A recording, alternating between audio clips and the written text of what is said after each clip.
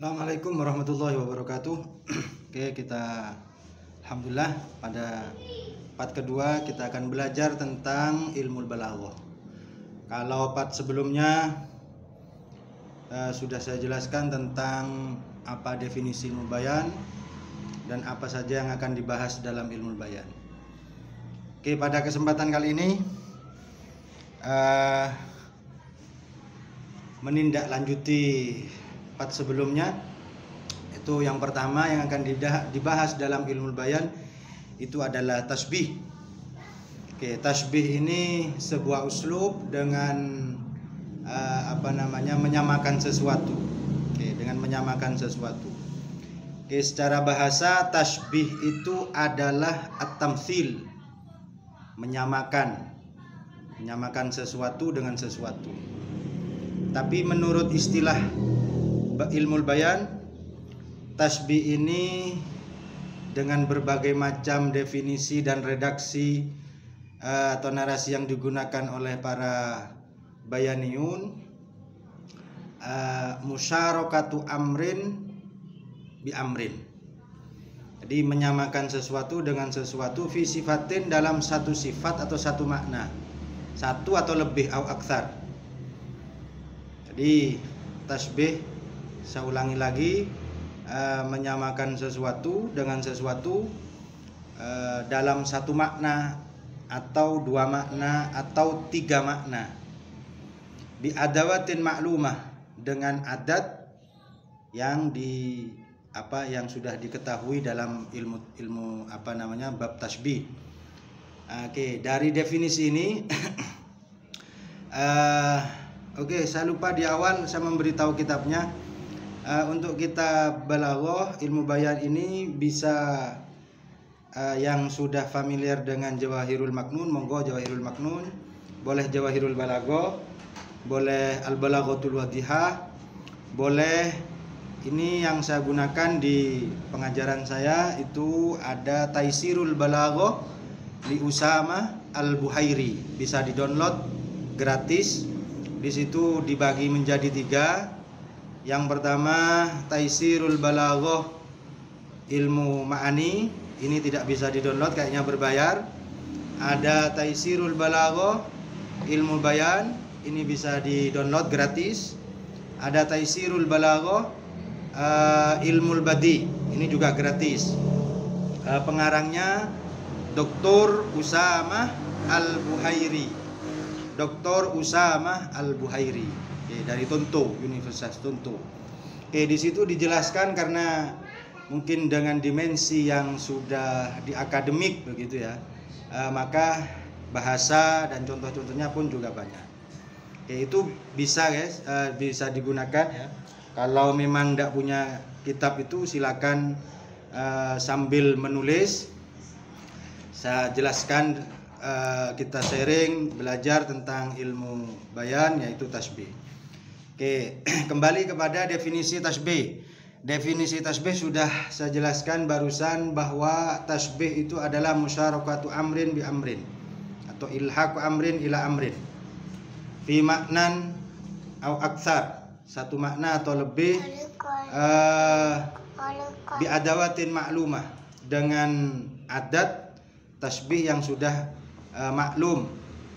Dalam definisi ini yang pertama musyarakatu amrin, ada amrin pertama, ada amrin kedua, kemudian fi sifatin atau maknan. Kemudian ada adat maklumah. Maka dari definisi tasbih ini mengumpulkan satu rukun tasbih yang komplit begitu.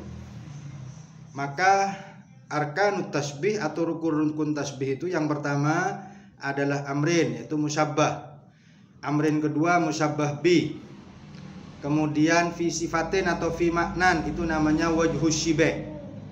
Kemudian ada adat maklumah, namanya ya adat begitu ya. Jadi ada itu ada 4 ya rukun tasbih.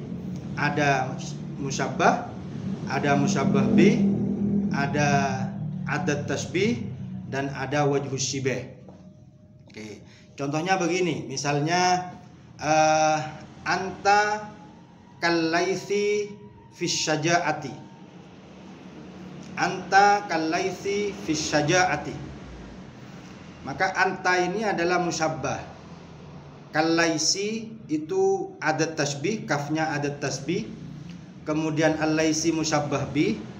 Fis syaja'ati itu adalah satu sifat atau wajhus syibah. Jadi anta ada makna syaja'ah, al-laisi ada makna syaja'ah. Namun di antara rukun tasbih ini yang wajib selalu dilafatkan itu hanya dua. Yang pertama adalah musyabbah, yang kedua adalah musyabbah bi. Kalau ada tasbih sama wajhu syibah boleh tidak disebutkan. Ya, bukan dibuang, boleh tidak disebutkan. Artinya kalau dalam bahasanya Usama Al-Buhairi, malfudhoh atau malhudhoh, dilafatkan atau tidak dilafatkan, tapi itu harus ada. Dari rukun ini saya kira sudah jelas ya, penjelasannya tentang tasbih. Maka di dalam kitab Usama Al-Buhairi itu Taisirul Balaghah ini klasifikasinya begini. Ada klasifikasi lagi. Terkadang tasbih itu menggunakan kata atau musyabbah, dan musyabbah bihnya itu kata-kata yang makul atau akliyun. Ilmu itu akliyun, tidak berwujud, seperti tidak abstrak, tidak berwujud lah. Atau kadang-kadang musyabbah bihnya itu menggunakan sesuatu yang hisiyun, bisa dilihat oleh mata, didengar oleh panca indera, didengar dengan telinga, artinya bisa ditemukan dengan indera dengan 5 indera itu. Maka Usama Al-Buhairi mengatakan bahwa kadang-kadang musyabbah itu menggunakan lafadz yang akliyun, tapi musyabbah bihnya hisiyun. Misalnya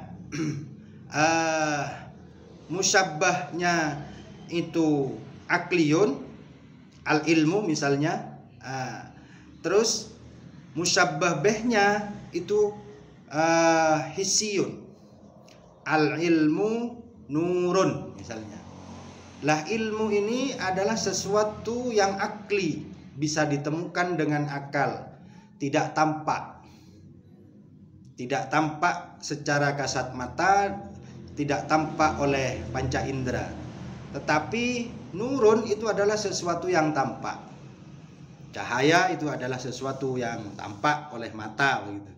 Maka menurut Usama Buhairi, kadang-kadang tasbih itu bentuknya seperti ini. Tapi ini tidak menjawab bahwa berapa pembagian tasbih ini tidak masuk klasifikasi itu. Hanya kadang-kadang musyabbah dan musyabbah bih itu menggunakan kata-kata yang akli atau kata-kata yang hissi. Maka susunan musyabbah dan musyabbah bih bisa akliyani, musyabbahnya akli, musyabbah bihnya akli, atau hissiyani, musyabbah bihnya hissi, musyabbahnya hissi juga, atau berbanding tidak sama, musyabbahnya akli, musyabbah bihnya hissi, musyabbahnya hissi, musyabbah bihnya akli misalnya.